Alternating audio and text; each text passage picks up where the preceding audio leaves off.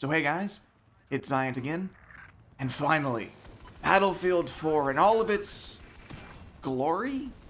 There are a few warts that are already starting to pop up, but this is Lansing Dam Obliteration, or however you pronounce the dam's map's name. Everything's on low settings because that's how my game runs best, but yeah, here we are.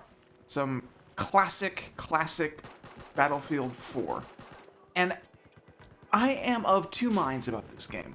On the one hand, it's beautiful, runs better than Battlefield 3 ever did, even in its early stage, despite the crashes, despite the hiccups. All told, it's overall a better game for me than Battlefield 3 ever was.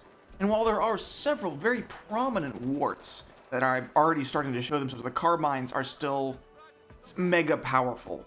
I think the sniper rifles and the pistols and the assault rifles and everything needs tweaking at this point. I think DICE did an admirable job balancing, but a not so admirable job balancing at the same time.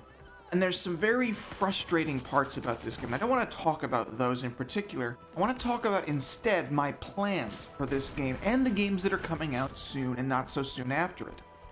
As you may know, and if you follow my channel, if you come to play the game, or you just subscribe because you saw that game on here, I will be picking up Call of Duty Ghosts. And I will be posting Call of Duty Ghosts. I will probably be posting Assassin's Creed 4 when that comes out on my PC. I will probably be posting Watch Dogs when that comes out, Titanfall, if Destiny comes out on PC. So, as much as I will be posting Battlefield, and I will be playing a lot of Battlefield, don't get me wrong, but it's not the kind of game currently that can hold my attention for 2 years. I need more. One of the things that I really think all gamers should do is not to worry so much about staying with a single title. You will burn out. And as much as I love Battlefield 3 and Bad Company 2, I now have the ability to play and purchase more games. So I get bored more easily. And while for this particular week, before Ghosts comes out, Battlefield has consumed my life. I've been staying up far too late, and I've been late to work, I've been to class, because I've been playing Battlefield. But there will be more to do. And so the question becomes, what can you expect to see from me? Well, I'm not going to be doing weapon reviews, at least not on this channel. I will be doing them from Play the Game, starting with the carbines. But I will be doing variety content, topics like I've been doing for the past 2 years, probably some tips from clips, probably some new stuff that as I come up with it.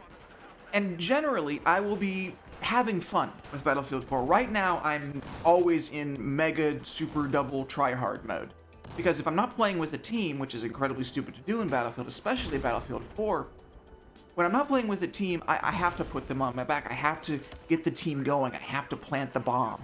I have to replant the bomb when it gets defused. A lot of this has to be done by a single player, and with 31 other players on the battlefield, it's kind of hard to do sometimes. But what eventually will happen for me is that I'll start doing silly setups.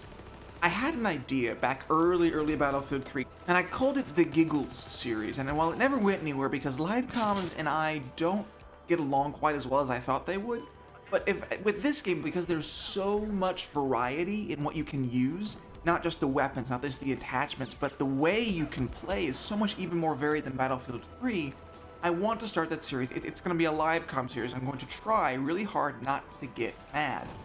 Because when I'm trying really hard with any setup, be it silly or serious, and I start to fail, I get upset, and that's not fun for you guys to watch. But what I want to start doing is start putting on really silly setups and just doing 5 or 6 games and posting the best one. Of course, I will do that for Call of Duty as well, because when I'm playing at 3 o'clock in the morning and I'm playing Call of Duty specifically, I really give absolutely no shits about whether my team is winning, whether I'm doing well. As long as I can get 1 kill every 2 minutes and it's a hilarious kill, I am perfectly content. And Call of Duty Ghosts, again, with the huge variety of things you can do in that game, is going to offer a whole lot of really stupid ways of succeeding. And so what I'm going to do with that is I'm going to start just putting together really stupid classes and seeing how well I do with them. With Assassin's Creed, it's going to be a little different, because that game I have to try hard all the time, because the main modes in that are free-for-all modes, wanted, assassinate, deathmatch.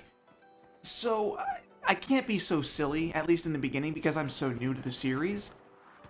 But for the time being, because there's about a month between now and Assassin's Creed 4, expect to see some good try-hard PTFO gameplay from Battlefield 4 and from Call of Duty if I can get the gumption to play the objective in that game. But I also expect to see just some really fun stuff, like me running around with pistols only, or a really strange pistol setup, like the revolver with a 3.5 times scope going for headshots only, or the Rex. I might run around with just the Rex trying to go for headshots only because that gun is absolutely terrible in this game.